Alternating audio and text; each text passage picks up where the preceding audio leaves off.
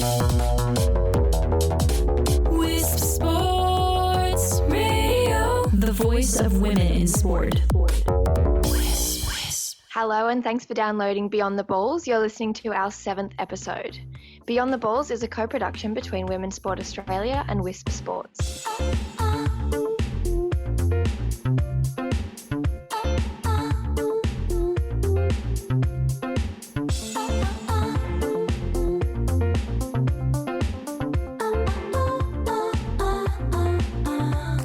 We're your hosts, Ella Smith and Georgina Mallon, here to discuss all the topics on women's sport off the pitch.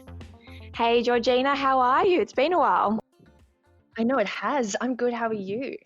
Yeah, I'm good. I'm glad sport is back since we've last had our last podcast, back playing, back doing that, and I am so excited for our guest today. I know. Today we welcome Lisa Alexander to the show. Lisa actually coached the Australian women's netball team, commonly known as the Diamonds, from 2011 until March 2020. Before Lisa coached for the Diamonds, she played for Victoria and was a member of the wider Australian senior squad. She's actually the first Diamonds coach to have not represented them herself. Under Lisa's coaching, the Diamonds have been the number 1 ranked team in the world since 2011, and she has led the team to win gold at the 2014 Commonwealth Games and the 2015 Netball World Cup, as well as silver at the 2018 Commonwealth Games and the 2019 World Cup. Throughout her coaching career, Lisa has maintained an 81% winning record, which is incredible. In addition, Lisa was awarded the Australian Sports Medal in 2000 for her service to netball as a player and for coaching and player development. In 2014, she was also awarded the Coach of the Year at the AIS Sports Performance Awards. Welcome, Lisa. Hello, and it's lovely to be with you both. Thank you. Lisa, before we get into more recent events, let's go back and talk about how you got your start in netball and ended up coaching the national team to be the best in the world. Before your career as a coach, what was netball for you? Oh, well, netball was my very important life away from family and really school and academic work. And it was my passion. I did a lot of sport when I was very young. I did, little athletics and softball and basketball and even Australian rules football. I would have loved to have been an Australian rules footballer, but in those days that avenue wasn't open. I loved cricket as well. My father was president of a cricket club down in Melbourne, and I just was fascinated with it, loved it. Shane Gould was my hero, who you probably don't remember, Georgina and Ella, but she was a fantastic swimmer back in 1972 Olympics, and I was 9 years old, and I used to love being Shane Gould in our backyard pool. Oh, that's lovely. That's me. So you've always been a sports mad, basically, is what I'm hearing. But Lisa, what many people... Yeah, exactly. Yeah. What many people may not know is that when you finished high school, you actually began studying medicine at university, but you switched to teaching after you fell pregnant and had your daughter. You've written about this time as being very formative in many ways. Obviously, you were really young. How did this huge life change lead you to where you are today? Because obviously you've gone down a completely different path and, have ended up coaching the Diamonds. Yeah, I think I probably always wanted to be a teacher anyway. That was the sort of, I love school and I loved all the leadership aspects of school as well. I was school sports captain and our SRC president as well. So I was really into the leadership side of things. And my family background was my parents had not gone to university. So they... probably just encouraged me to do as well as I could at school, but I certainly didn't know about all the options that were there. And my teachers actually were the ones that encouraged me to put forward to apply for medicine. So I had no family background in medicine or anything. And I think probably at the time it wasn't really my passion of what I wanted to do. I certainly wanted to do something where I really, was very academic. And as it happened, I did become pregnant and ended up having to change a few things. And to be able to combine, I think, family netball still and want to continue to play, plus also my academic work, I decided that it would be better for me to be a teacher at that time, even though it was Monash University at the time would have welcomed me back to study. It was going to be, I think, a little bit too much to combine that with sport as well. And so in order for me to be, I guess, as happy as possible with that change of life, that's what I decided to do. So Lisa, you were the first ever Diamonds coach to have not previously played for them yourself. When did you decide that you wanted to focus on your coaching career instead of your professional playing career? Yeah, it's a really good question, because I didn't actually decide I want to be the Australian coach and set that as a target. Probably what I wanted to do was I definitely wanted to play for Australia at that time, even though I didn't know about the Australian team very much when I was little, when I was 10 years old and starting netball. I think I went to my first test match when I was about 15 between England and Australia, and that's when I knew netball was really fair income. And, at the time when I was playing netball, studying, looking after my family, I was just trying to train as hard as I could. And in those days, getting into the Victorian team was hard enough. So that was, a big step. It was very, very competitive. Norma Plummer was my first coach when I was playing for Victoria. So after that, it was a matter of, doing the best that you could at the national championships and hopefully being selected. And I was lucky enough to be part of the group that was selected for the 1987 World Championships at the time, and they were going to be in Scotland. And I made it to that final 20, and that was a very demanding weekend. I can still remember it now. I think we had 3 lots of match play in one day, and probably 6 sessions altogether. And it was always over weekends, because in those days netball was not professional, so you had to fit it in around everything else. And I trained very hard for that. I did a block of training at home by myself, out on the school oval where I taught. I did a lot of the running and training for that. And missed out on that team. I was pretty upset, of course, at the time, but also very proud of my efforts that I gave at everything. And at that time, I probably didn't have quite the confidence levels in myself that I began to develop as I got a bit older. And we moved to the country at about a couple of years after that for a change of life, to also provide a better environment for our daughter to grow up in. And that's where I started coaching. Because you're a teacher in the local school, you're a phys ed teacher. I was phys ed teacher at the time, and also they knew I was at elite level netballer. They just assumed that I would coach the local team. And so that's really where I started to develop my love for coaching. I was the playing coach of the local Gippsland regional team, and we took the team to Victorian State League and got them through to the championship level. And in those days, many of the athletes really from the Victorian team only came from metropolitan Melbourne, not from the country. It was a big sacrifice to come from the country. So it was a great moment in time to see such talented players in that area come together in a regional team and play, and then we got ourselves up to the highest level of elite level in Melbourne in the State League. So that's where I really started all of my coaching and learning about coaching alongside playing. So I was a playing coach for many years. Oh, right. I read an article you wrote for Athlete's Voice back in 2018, and the interview process to become the Diamonds head coach sounded quite unique. You wrote that you had to spend a whole day in an office pretending to be someone called Kelly who worked for a robotics company. What was this all about? Yeah, that's right.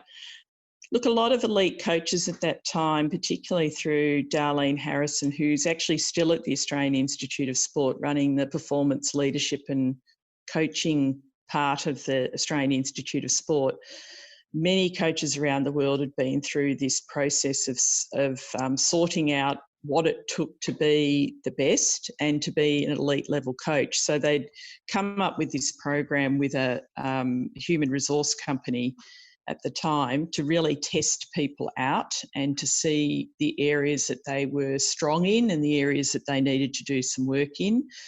And they did this with a lot of coaches. I think at the time when I did this course, there was about 100 coaches that had gone through the process. So they had some really good data on advising national sporting organisations on the sort of elements that you need to be an elite level coach. And so part of that for us from Netball Australia was we were a bit of a pilot scheme at the time. This is back in 2010, and Carol Byers was running the coaching section at Netball Australia at the time. So she put us forward to have a go at this pilot program. And I think there were 3 of us that went through this program, myself, Jane Woodlands-Thompson, and also Vicky Wilson at the time.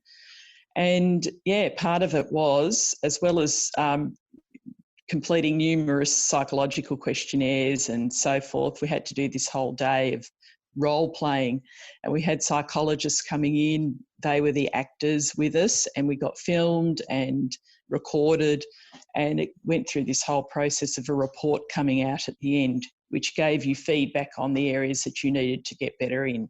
So it was a really, for me, it was a great professional development exercise. I love that sort of thing. And I got some good feedback about the areas that I needed to improve on and the areas that I was very strong in. And it just gave me a bit of confidence that, I had the ability to do a very complex job, such as the national coaching position. So, and then I had to go through a few other interviews as well. So it was a pretty demanding process. Yeah. So, Lisa, you started coaching the Diamonds in 2011. What was it like for the first couple of games stepping into that role? It was pretty much like a dream come true in many respects. You sort of have to pinch yourself. And I think you also then, it dawns on you the responsibility that you have. And I was ready for that responsibility at, I think I was 47 when I took over, 47 years old when I took over the job. I'd had a lot of experience behind me, and as a person, I think I was ready to do the job as well. I think you've got to have that ability as, you're confident in your leadership capabilities, but also you're technically very proficient as well. And I just loved working with the athletes. That was the best part of the job, and it always is the best part of the job. I can remember all the little training sessions I've had over the years, even in Melbourne when I've had to take our small groups of players because we're a decentralised program. They're my favourite parts that I remember of the job is working with those fantastic athletes who just love getting better. And, it's a very creative process as well, because we're pushing the boundaries of the sport. So, lots of things were happening that were very creative and very enjoyable. But I was pretty nervous on that very first test match. I remember the first test match was against England in Newcastle. I think it was probably a good introduction coaching against England first rather than New Zealand straight away, because, obviously New Zealand were our greatest rivals. So it was a little bit more relaxing, I guess, playing against England at the time, but they're still very, very tough, and they'd only just beaten Australia, I think, a couple of years earlier and over in England. So they're very competitive. And they had a young coach, Anna Mays, at the time, who'd taken over the team from Sue Hawkins. And she's very excellent coach, very young at that time, but doing a great job with England and really giving them lots of confidence. So it was a great match, and we got through that series. I think we only just won the last test match in Sydney. I remember that distinctly, and it was a tough series. Yeah, Lisa, one of the most significant influences that you've had on the Diamonds was the complete restructure of the high performance training program, which seemed to be much more holistic and people focused than previously, which you kind of mentioned before. How did the team culture change over the time that you were the coach there? Yeah, it was. It just struck me straight away that we needed to have a more, I guess, a greater emphasis, particularly on well-being of our athletes at the time. And this was a little bit of ahead of the time of well-being being so important. So, of course, today it really is, and there's a lot of evidence about the link between the mental health and also ability to perform well at the very elite level. So, you know, in those days, and I think also beforehand when I was coaching Victoria and Melbourne Phoenix and, you know, even my junior state teams that I was coaching, I always thought it was important to know the athletes and to get to know them off the court as well as on the court. Not to be intrusive, but to just know them, encourage them, you know, in their life outside of netball, so that netball didn't become the only thing that they did. And in those days, particularly for our athletes, even some of the diamonds were part-time still, so they had jobs or they had to study. So we had to figure out a way of making that a little bit more important. And as the national coach, I thought it was really important that I emphasise that I was extremely interested and thought it was important that they had that career outside of netball as well. So it was a big part of sitting down with the athletes and working out their programs and making sure they had the time to do those things that were important to them that were outside of netball.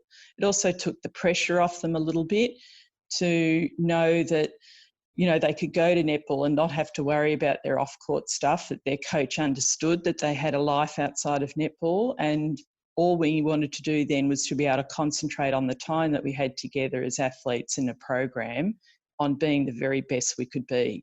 I put the challenge out to the squad at that time that we wanted to be the world's best high performance program.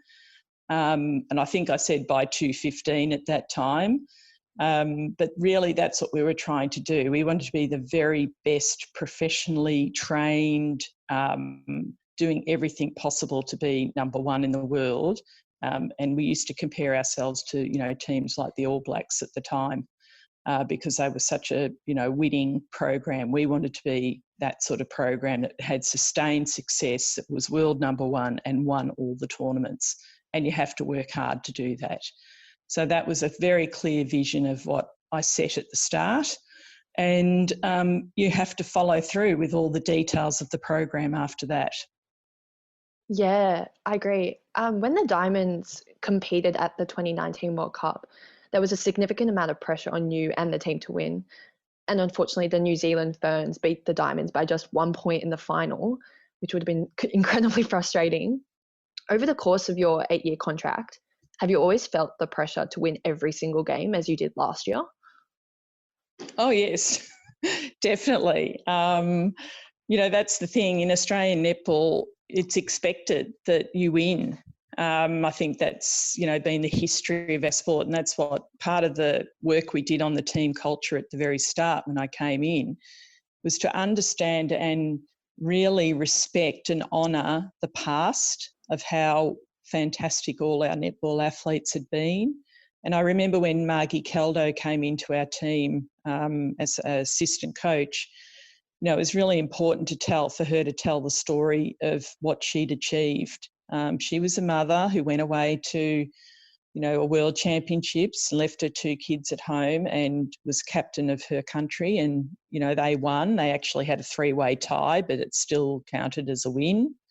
And just how tough that tournament was in Jamaica, how they had to play outside in the rain, you know, have to put up with all sorts of actually taunts about things as well, being in a country like Jamaica. You know, the Australians were not treated that well because of a few things that were happening politically at the time.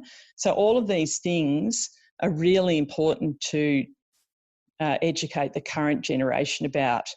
And that's part of why Australian netball's been so successful for so long, because, you know, people understand there's pressure to perform, not just from the outside, not from the Australian public, but from within netball too. It's extremely competitive. And, no, that's what makes us so good.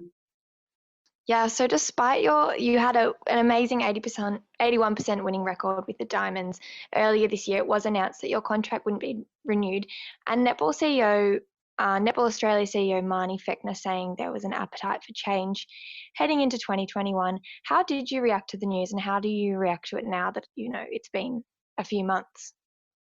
Oh, look, I'm, quite philosophical about the position. I think what I've always said is that nobody owns the coaching jobs when you're coaching for your country. It's not a job. If people think it's a job, then you're in it for the wrong reason. It's a vocation. It's, you're serving your country when you're out there, and that's how I always looked upon it. Whenever I was sitting on the bench, I knew that I had to give it everything for, the Australian public. And, that's part of how the Diamonds became part of the hearts of Australians, was because they played with such passion, and they didn't play for the glory of it as such, although that's very important. They were playing because they loved netball and they wanted to do the very best they could representing their country. So generating that feeling is really important. And part of that is that you don't own a position. I mean, I am employed and I was employed. So part of it is disappointing because obviously it's your job and, I love doing my job and all of those things. But, there comes a time in high performance sport when, people want to go in different directions, and I accepted that. But I would have loved to have kept going. Yeah, so since that announcement, there's been a lot of commentary on the cutthroat nature of netball. Do you think this label is fair? And is netball more cutthroat than other professional sports, do you think? Yeah, I probably would have steered away of that, the way that's been said. What it is it's extremely competitive. It's what I was describing before. It's like, even getting into the Victorian team is tough. It's not easy to get into your state teams because of the numbers in netball. So it's been competitive, highly competitive for a long, long time. And that's what's built that, I guess you could almost call it ruthlessness in the pursuit of victory. And that's part of what makes netball at the very top and elite level, number one in the world. So the final match you coached, Lisa, was the bushfire relief game between the Diamonds and the All-Stars. What was it like to go out on such an emotional event? Yeah, it was good. I knew about it quite a long way ahead of time. Of course, the machinations that happen behind the scenes, everyone sees the match you coach and think that you turn up just to do that match, but a lot of the planning and everything else had gone on 2 months ahead. So I knew that it would be my final match as the coach, and I was actually really grateful for that opportunity to catch up with everyone, because if it hadn't occurred, then of course I would have announced that I was leaving in February, and that the last test match would have been the Constellation Cup victory in Perth, which is still very nice. But this would give us a great opportunity to go out, and I could say goodbye to the staff and also the players, although, we still keep in touch. So that's really nice.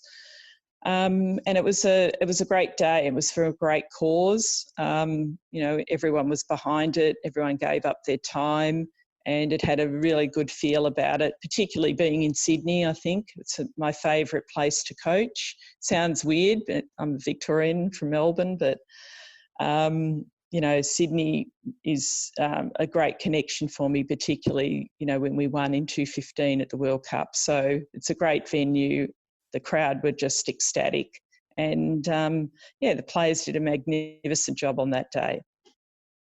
Yeah, it was quite a special event, I think. Lisa, I've only recently started playing netball just in a social competition, nothing special. I was always a soccer girl growing up, but my mum and her mum were both really into netball. I always find it interesting when my nana talks about playing women's basketball, because that's what it was called back then. That's right. There seems to be this ongoing opinion that netball is sort of a soft sport because it's technically no contact, and there's a rise of women playing sports involving tackling like rugby and AFL, and I would definitely not agree with that. It's full of athleticism and a lot of injuries as well. But you've played a big role yourself in getting netball into the mainstream through frequent media appearances and making the Diamonds more marketable. How important is it, do you think, that netball is seen as it is, as a high profile and a serious sport in the public eye? Well, I think it just goes along with what I've been saying before about the history of our sport. We're nearly 100 years old as a sport, and yes, it was called women's basketball, but that was the way that the sport, evolved and grew. The good thing about it is it became the sport that we were able as women to lead, to administer, to umpire, to play in, to coach. And as you would appreciate, it's only been recently that the rest of the world have stood up and took notice of sport, particularly for women, other than at Olympic and Commonwealth Games times, where our great athletes over the years have done so well. So it gives us a great opportunity and platform to show how elite we are at sport.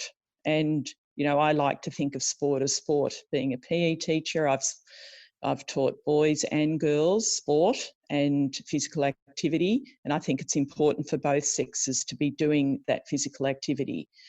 So I'm passionate about that, and I'm passionate about the fact that the Australian public needed to know about how great the Diamonds were, how hard they trained, how they had to fit in their training around their school and their jobs, and to be well-rounded, good citizens. And I thought that was extremely important to show the Australian public that, and I think they've really appreciated it. And as you can see, we're one of the highest emotional connections with national teams other than the Matildas, I think, and the cricket team and the rugby Pearls. But it makes me very proud as an Australian that we're doing so well in women's sport, that the Australian Soccer Federation and also New Zealand have got the World Cup coming up here. All of those things just are fantastic for women's sport and sport in general, I think. Yeah, Lisa, in an interview with ESPN soon after it was announced that your contract was ending, you said it's going to be really very important for the person who comes into the job that they haven't got a lot of control over a lot of things, so they have to work with the system. What did you mean by that? Yeah, it's a very difficult job in the fact that you don't get, it's not a centralised program. The Hockeyroos and the Kookaburras all relocate to Western Australia and train together all the time. We don't get to do that. There's only certain windows of time when the international season is on. So it's really important that you work hard with all the clubs around the country, particularly, the Suncorp Super Netball clubs, to make sure all your programs are working together. There's a lot of detail in that. And the person that takes over the position is going to have to manage that, because it's not just the technical elements of it, it's also, people skills to be able to, influence those clubs to assist, the Diamonds to be what they need to be, which is training for an international competition and doing really well. You'll have injuries that come up. We've got Gretel now having a baby, so that's going to have a big impact on the Diamonds as well. So all of these things crop up from time to time. So the person who takes over the job's got lots and lots of complexity to manage, and they're going to need to have those really great relationships with all the clubs. Yeah, I agree. So what have you been up to since the end of your contract? Of course, coronavirus has stopped a lot of plans, as you can imagine. But yeah, also, what are your plans for the future? Yeah, I'm just dipping my toe in for a few little things, doing a little bit of mentoring and coaching, some leadership work, of course, doing a little bit of writing as well. But I've really enjoyed this time being able to have time with my husband, and we've just bought a house in country Victoria. So we're building a garden. Well, there's already a garden here, but we're changing things and finding things. So it's a great adventure and we're really enjoying it. Well, that sounds like a good way to spend your lockdown. Lisa, thank you so much for your time this morning. We have absolutely enjoyed this conversation. This is our first a podcast about netball, and I think it was absolutely amazing to have you on. So we really appreciate it. Well, thank you. I'm very honoured to be chosen. Thank you. So that was such a great conversation. Head over to wispsports.com to find the show notes. You can follow Lisa on Twitter at Coach Lisa A and at Coach Lisa Alexander on Instagram. You can find Wisp Sports at Wisp Sports on all socials, and you can find Us Women's Sport Australia at Oz Women's Sports on all socials. If you have any inquiries, you can email info@wispsports.com. Thank you so much for listening to our 7th episode of Beyond the Balls. We are back in business after a little break, and we have some more amazing sportswomen lined up to come onto the show. We'll be back in 2 weeks with another fantastic guest.